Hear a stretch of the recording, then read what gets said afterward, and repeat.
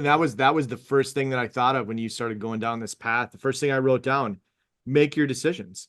Make the decision. Like that's where it starts. Like obviously on the backside of that, once you make the decision, you have to take action on it. But until you've made the decision, this is what I want, this is what I'm going to do, you haven't done anything. You have to decide what it is you want. And then the other thing that you said that was interesting, you talked about leading with the protein. Because the protein's the most important thing, right? If we applied that to the rest of our life, lead with the most important stuff first and then pack in all the other things after that. But what's the most important thing? Figure out what the most important thing is and lead with that. That's another one. And then the last piece that you just talked about, have a plan. You got to have a plan. You can't, so you've got this goal. You want to be the fittest you've ever been at 50. It'd be easy to have that as a goal, not put a plan around it, and then hope that you're going to land there. Well, good luck.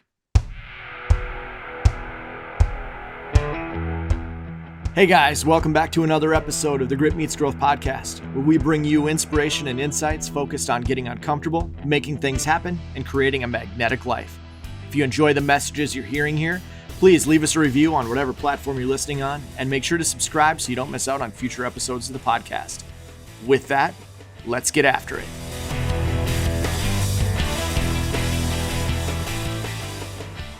Morning. Good morning. Woo! Got the same outfit on I had last time we recorded. It's a good looking outfit, man. It is. I got to give props to Dixon and their decade flannel. Fits the motif. It's a good flannel, man. It's flannel season. Yeah, you wouldn't know it. It's flannel and vest season. Who'd have thunk in Minnesota in January? I was in Connecticut last week, and they had way more snow than we have here. Yeah. Like, well, even south they have more snow than we have here. Yeah. I mean, with the weather the last couple of days, where it's gone. My grass is starting to green up. Spring's on the way. I'm sure we're gonna hit the deep freeze again before then, but fingers crossed, man. Yeah. How's your week going? It's been a great week. It's been a great couple of weeks, actually. Got introduced to some fantastic people. Just having some great dialogue, great energy going on. It's been outstanding. It's been a great month. And I think a lot of that has to do, you know, how we talk about what you do 60 days prior, right? What the results you're seeing today are what you did 60 days ago. And right, we talked about starting off this year early. And I made damn well use of that in fourth quarter of last year, and it's paying dividends here in January. It's the concept of being a farmer. You plant seeds and then they sit in the ground for a while and then they grow, but they don't sprout the day of, like, I stuck it in the ground. Where's the plant tomorrow? So it's exactly what we talked about. Like December was the time, November was the time to plant seeds for January. So I'm not shocked that you're seeing results from that. It's that germination period, man. Yep. It's got to happen. And just think, if, you know, this is where consistency comes in, right? So just think about, if I'm doing that consistently, I'm going to stack wins on top of each other. And yeah, it's been great. Lots going on. Like, I seriously, the last 2 weeks, my hair's on absolute fire. Things going on with Octelliant, you know, things here with the podcast and, you know, and prep for that, things with Ascend, client stuff, new connections. Like, it's just been an absolutely hair on fire, and I love every minute of it. I was going to say, are you having fun? Oh yeah. I draw massive energy from that. You know, you hear these terms all the time, right? Energy drives energy.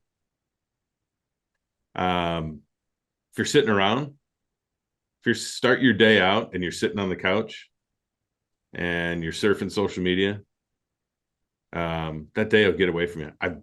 Trust me, I know it. I've been there. right? Start out the morning and just start flipping through it's the mindless flip through social media. Oh, I'll get into these reels and start watching these videos, right? And then you start making notes in your head. Next thing you know, 2.5, 3 hours has gone by and you haven't done shit. And then you go, well, geez, I've been here for 2.5 hours. Why don't I just stay here for another hour? Right? I'll do something else. Let me read a book. And next thing you know, your entire fucking day is gone. And all you've done is sit on the couch and done nothing. You haven't done anything for yourself. You haven't done anything for your country. You haven't done anything for your family. But it's this concept of holding yourself to some standards, like and really starting to define what's okay and what's not. Like if I'm gonna, I've had conversations with people about this. Picture your perfect day, and picture your perfect day can go a lot of different directions, but in many cases it doesn't come with standards. Like it's like, oh, I can do whatever I want. Well, yeah, that'd be freaking awesome, but if you want to move toward your goals and the things you want to accomplish, just doing whatever you want when you want is not going to get you there. Your perfect day has to include some discipline. And that means, like you brought up, consistency. We talk about that on here all the time. Like consistency is key, but it can't be consistency when I feel like being consistent. It's consistency all the time. Well, isn't that the definition of consistency? Right? It can't be that start and stop scenario. There are times to pause. I get that. But yeah, consistency and having the discipline, right? And motivation, we talk about often. Motivation is not going to get you there. You got to create the discipline which drives that capability. But continue on where you were going with that. Well, I just, it's doing the things that you don't want to do sometimes. And I think there's this flip flop. I heard Andy Frisella talking about this with Ed Milet the other day on a podcast. There's this thing, like we all are like in tune with self-love and self-care. And like obviously, I'm not, you're not going to hear me say both of those are not important. But I think it's really easy, and Frisella talked about this. It's really easy to use self-love as an excuse for not holding ourselves to some standards. Like self-love, like I just love myself exactly the way I am. Well, do you really? Because if I'm being self-aware and I look at myself, I love most of myself, but I got some stuff I could work on. And it does, the stuff that you have that you could work on doesn't mean you don't love yourself. So I don't want people to take this the wrong direction and be like, wow, he's being a jerk about self-love. That's not the deal. But the awareness side, you have to be aware of those areas where you got some work to do. You have to be aware of those areas where you're not happy with your current state and you know there's something more out there for you. There's something a little better that you could achieve if you put in some work. Don't let self-love be your excuse not to work on yourself. I think that's one of the big keys that I took away from this week. So, I mean, I'm happy with where I'm at. I'm good enough. And I should be just happy with that. It's not enough. You just said it. I'm good enough. Like, do you want to be good enough? Hell no, I don't want to be good enough. I want to be great. I mean, I've been talking here over the last couple of years about turning 50, right? I turned 50 here in 6 months. And I've been talking about getting in the best shape of my life when I turn 50. It's kind of been my goal for the last 3 years. And there's been ups and downs through the course of the last 3 years to get there. But I am now starting to create the picture of myself that I envisioned. And I think in these next 6 months are really going to be that defining moment. Like the last 4, I've made major progress towards my goals, just in muscle development and size and conditioning, and just continuing to work through that. I'm stoked about what the next 6 months are going to bring. Now I've got all of that stuff in the gym, and now it's really about dialing my diet in to get me to a point where I really want to be. maintaining going forward. What's the hardest thing on the diet side? Just getting the right macros dialed in for me. Um, you know, pretty big guy, right? Takes a lot of protein. That's hard. Getting enough protein in a day is difficult. But it's really about matching up all the other stuff, right? So making those decisions. I find too, if I lead protein heavy, then I don't get hungry for the sweets and the carbs and all of that. But yeah, it's been ups and downs. Adding on pounds of muscle at 49 is not an easy task. But we're getting there. Yeah, but I'm just gonna say something about that. Everything anyone's ever told me says that once you hit a certain age, you can't add muscle anymore. Like how did you not listen to what everybody else said that you can't? Because I'm watching you do it, and clearly you can, but everyone on the outside will tell you, yeah, you've aged out. Now you just have to maintain and try and hold on to whatever you got. And Yeah, you're whatever. not. That's a bullshit excuse, I think, that healthcare professionals and others in this country want to say. But it's all up here. It's all mindset. It really is. And it's about creating that discipline and consistency, right? And having a plan and going into those training sessions at the gym, and stop calling it a workout. Let's call it a training session if that's what you're doing, right? If you're really going there to train yourself, then call it a training session. And going to work out, what the hell is that? But those training sessions, really pushing, having a plan, knowing what's going on, knowing what exercises to put in the mix, and studying and working through that stuff, right? And watching a lot of those videos for 2.5 hours on the couch. I mean, let's be real. But there's like three things you just said that are like keys to the training sessions and achieving that goal you want, but we can apply these to anybody. Absolutely. You got to make the decision. You have to make. Before we go there, let's just pause for a second. Yeah. So the truth is that there are so many lessons from the gym that transfer over to every aspect of our life. Let's just put that out there first and foremost. And I would say that it's really hard to be successful or thrive or achieve the things you want in all the other areas of your life if your health and fitness is in the dump. It's going to be hard. You're not doing yourself any favors by not taking care of that first thing first, right? But well, it's about choosing your hard, right? Being a sloth and overweight and sitting at home and feeling sorry for yourself is a choice. Choose your hard. Going to the gym at 5 o'clock, 5:30 every morning is hard. Choose your hard. And that was the first thing that I thought of when you started going down this path. The first thing I wrote down, make your decisions. Make the decision. Like that's where it starts.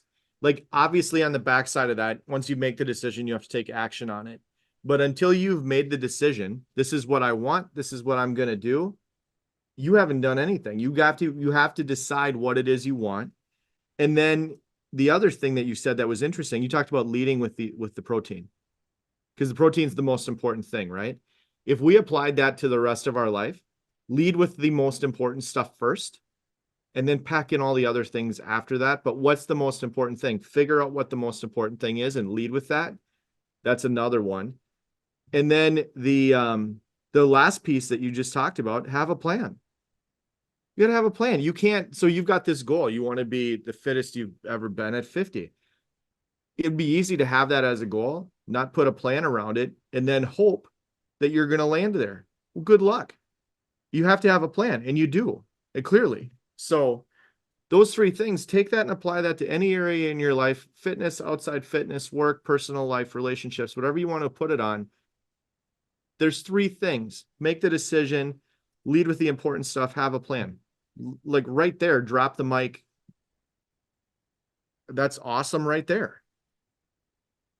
Yeah, and I think, make the decision, and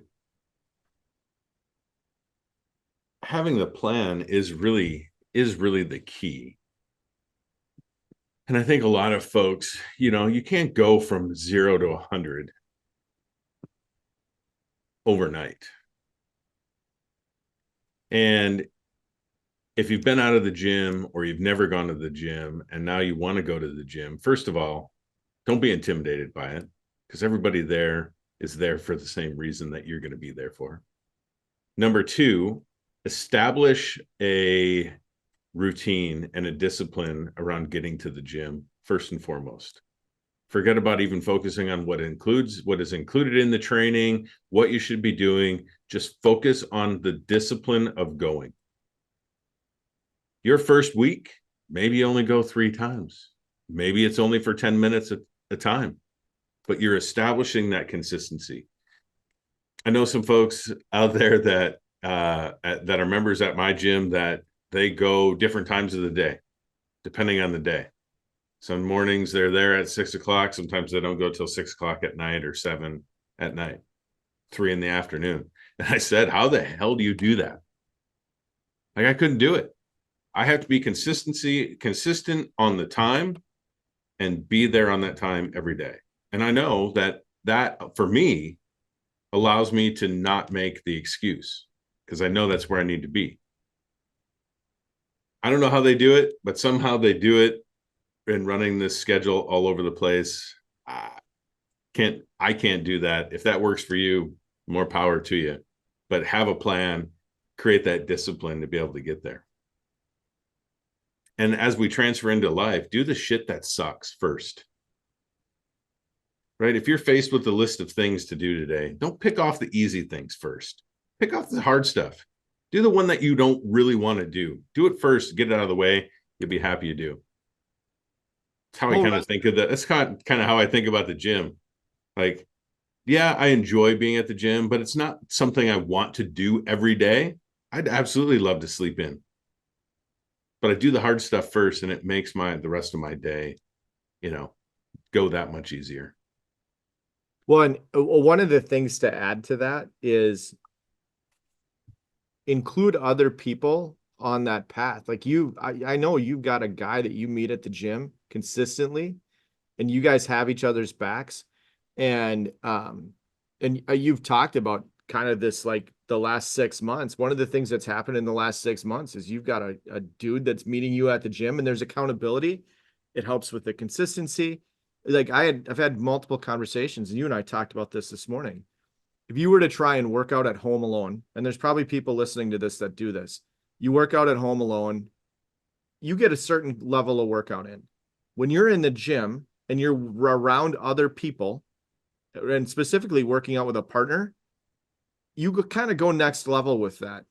And I don't want to hurt anybody's feelings by saying that, but it's just the truth. When you've got somebody next to you and you're working out together, you're going to take your workouts to the next level. You can't not. Yeah, I think it depends on the person, really, on that front. I'm a social creature. I like to have people around. So for me, that does accelerate. Yep. To your point, John, I can go get a great workout by myself, but I can get an even better. I can get an outstanding workout in when I have the right partner. And I think that's the same in business, right? Think about your business relationships that you have out there. When you have a partner, when you have somebody that you can bounce those ideas off of, somebody that's going to, have your back, that mentor. Those are important people to have in your life. They will, right? Mentors, coaches, folks in your corner are important. That's where you're gonna separate yourself. Right? We're here on a Friday morning. What's Friday? Friday is separation day. Friday is what separates the champions from the losers. So make best of your Fridays. You mean don't just coast through Friday and use it as a third day of your weekend? Hell no, man. Have your plan. Bust it out. It's easy to do. Dude, listen, I've skated through Fridays. No doubt in my mind. Skated through Fridays. But I'm going to tell you, when the energy is high and I'm having 4 great days leading up, that energy carries through to Friday, man. Crush it. I'm going to backtrack for half a second here. When we're talking about having good people in your corner and going to the gym and having people around you at the gym, and then we transition to work. This will be an unpopular message, but there's a difference between working virtual and being side by side with somebody as well. No Like doubt. being around other people. You may not be in the office, so to speak, or whatever, but getting in those situations where you're around other people and you're working side by side with somebody is different than working virtual. Like, and that's, again, maybe not a popular message, but that is what it is. Like, you can argue with me on it all day long, but Well, there is this argument that people say, well, I'm way more productive working at home. And I don't have to make the drive, and I don't have to do this, and I don't have to do that. And I'm way more productive. And I question that. Are you productive? Sure. Do you get your task list done on a daily basis? Absolutely. What's going on with the strategy conversations in the hallway? Oh, I get to, that time is freed up. I don't have to spend time with my coworkers in the hallway about talking about things. How many times have those conversations fostered a new thought for something that you're working on? Driving some strategy that you're working on within your team, within your role. You miss all of that when you're not together.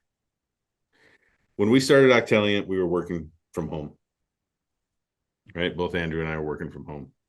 And I very quickly realized that it wasn't going to be, we weren't going to drive towards any growth or success working from home. We were disconnected as business partners. We were disconnected in our conversations. They were brief phone conversations. They were like, oh, can we maybe, is Chris going to be busy when I call him and making calls? Is Andrew going to be busy, dealing with a customer? You know what? We said, let's move into an office. And that was 2.5 years ago. And it's been the best damn thing that we ever did, because we get to see each other on a daily basis.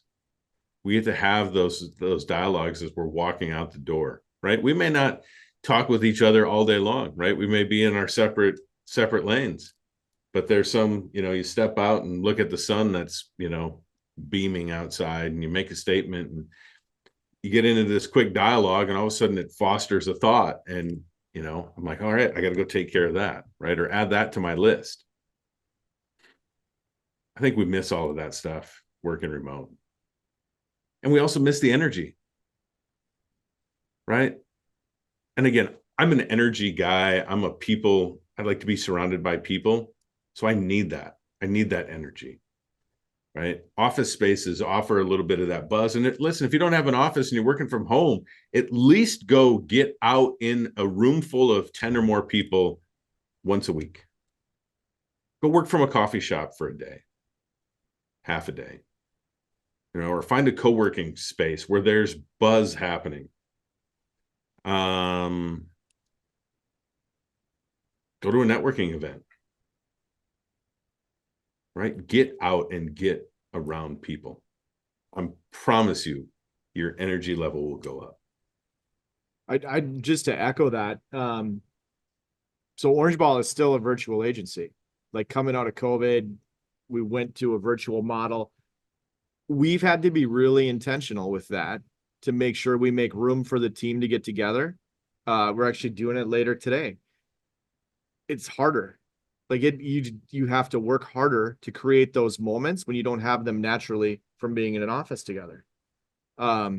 You're absolutely right. Some of those organic conversations that happen, or even walking out in the parking lot and seeing the sun together, we're social creatures. That's why it works in the gym. That's why it works in an office.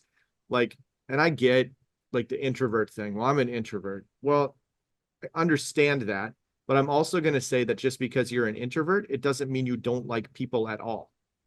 Like, you get that circle of people around you that you trust, you enjoy being around, you work and collaborate with. That's not an introvert extrovert thing. That's like being part of a team. And we're meant on some level to be part of a team. That's why we have relationships outside of work. Like, just is what it is. So, Right on. So kind of circling back from, where we started this conversation around self-love and focusing on starting, right? Focusing on the difficult things, right? We've talked about that, but it's so important. Procrastination is a real thing. It's a real thing for me, which is why the lists are so important for me. Because if I have it on a list, it's a constant reminder. Like I don't forget about it, right? I'm shiny object, squirrel, right? Easy to divert my attention. So for me, lists are really important. Having that list on a daily that I'm working off of, being able to actually scratch accomplishments out, has its own mental benefits. Transferring, starting a new list, right, to clean it up and add a few things at the end of the day. Again, preparing for the next day, prepping, having that plan, been really important for me. That's the only way that I can really focus on making sure that I start it now, that I make those decisions and go. that concept of start it now and go, I think, is so important, because when you talk about procrastination, it's so easy to say, well, I'll do it later. And if you look at my track record personally, 90% of the things that I've said I'll do it later, that was code word for I'm never going to get back to it.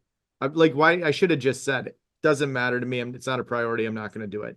Because most of the time, do it later is me kicking the can down the road, because either I don't want to do it, it's not important to me, or I'm never going to come back to it. Or in some cases, you want to do it, but it's just like you build up the story in your head that it's too difficult, right? I've done that.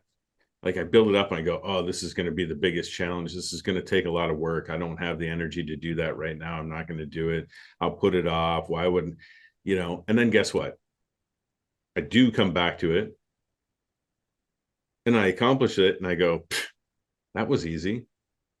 Like, why did I make such a big deal of it? Like we tell ourselves so many stories. We talk ourselves out of so much stuff. There's a reason that those thoughts come into your mind. It's God talking to you, right? That's the universe telling you, hey, dummy, wake up. This is where you're supposed to go. And we fight that. How often do we fight that? It's crazy. But to your point, we build up the stories in our head. And that those stories are based off of bad past experiences and fears and all this other BS that we let kind of boil up and churn up. And when you say that, I had a project that I pushed off, and I pushed off specifically for the reason you just said. I didn't know where to start on it. It felt like it was going to be hard. Like it was like this overwhelming feeling of, I don't know how I'm going to get it rolling. And it's a flywheel thing. Like it took a couple of spins of the flywheel and it started to move a little easier.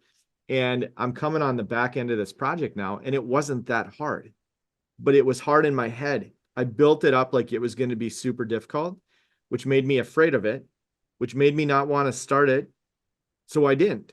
And then when I finally started to move the flywheel a little bit and spin it a little bit, now it's not so bad. And now it's moving. But it was the fear in my head that kept me from even like beginning. Well, and I think that fear is,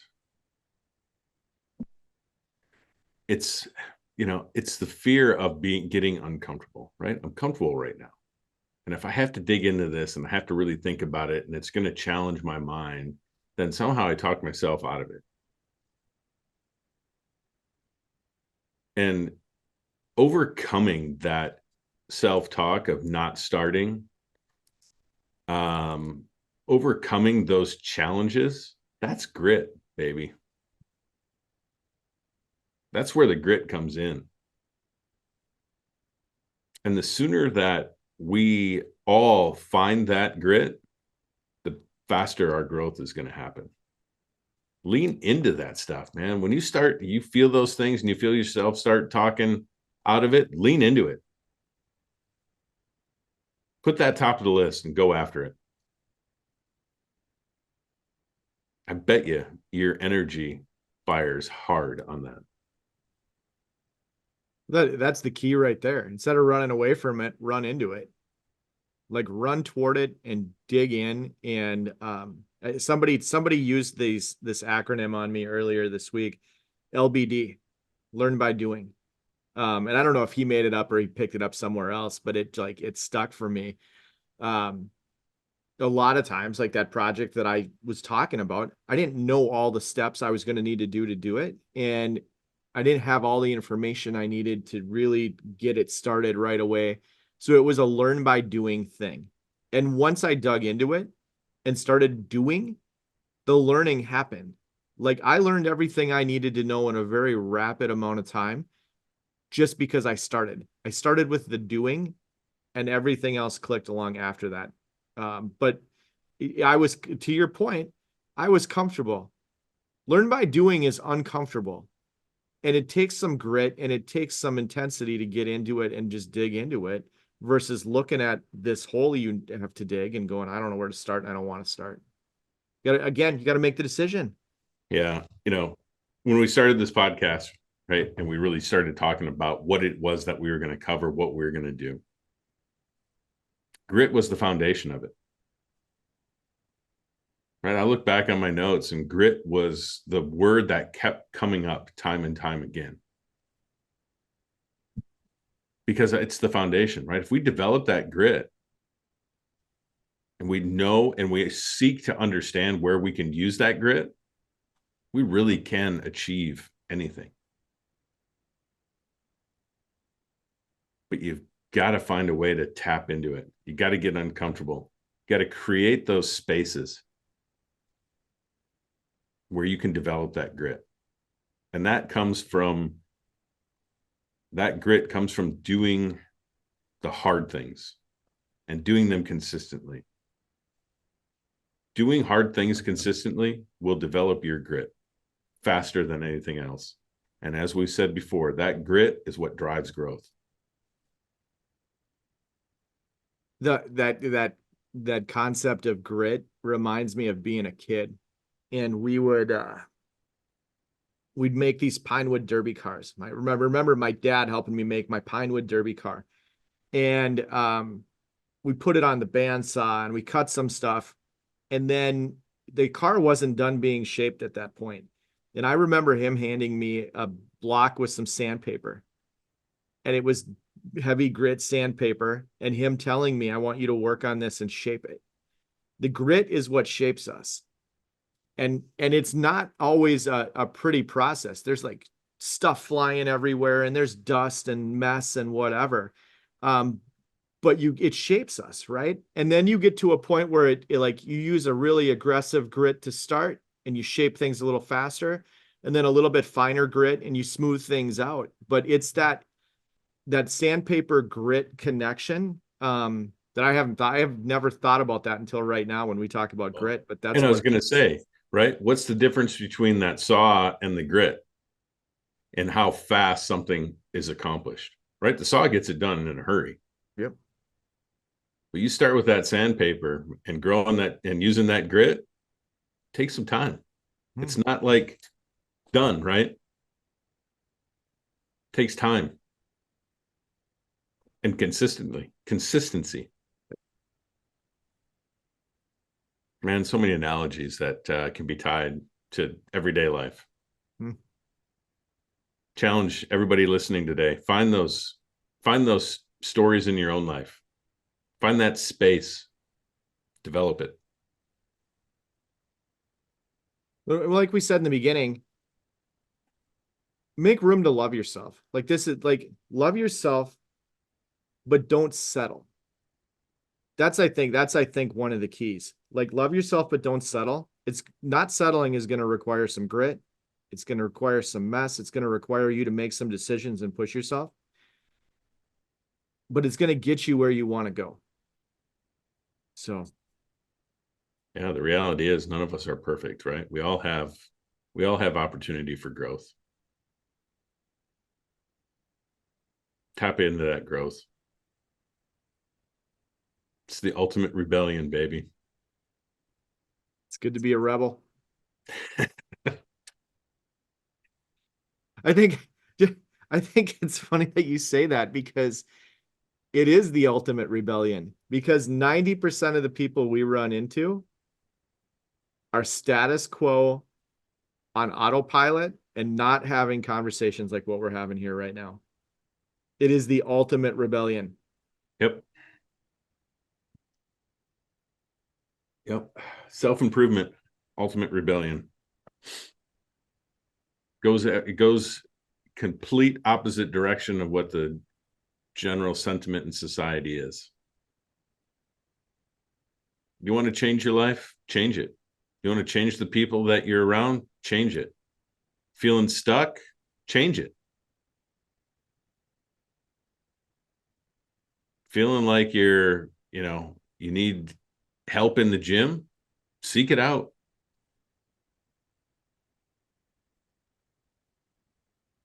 Instant message me. Send me a note. I'm happy to help any way that I can. Be a rebel, man. Is that the key today? Is that what we're leaving everybody with? Is just go be a rebel? Start your own rebellion. Start it right now and Right. push back against all the stuff that has you stuck. Yeah. Just start. Take that first step.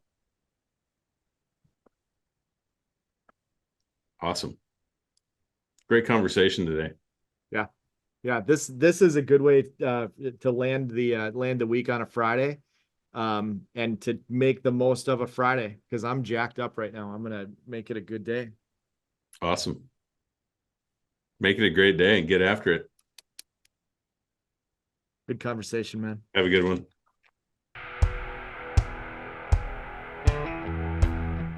That wraps it up for today's episode. Thanks for tuning in. Thanks for being part of the Grit Meets Growth tribe. And thanks for growing along with us and being part of this journey together. If you know someone who needs to hear the conversation we had today, please share it. If you got something out of this conversation, please leave us a review. And finally, if you want to make sure you don't miss future episodes, just remember to subscribe. We're thankful for each and every one of you. And as my co-host and good friend Chris Cathers always says, make it a great day.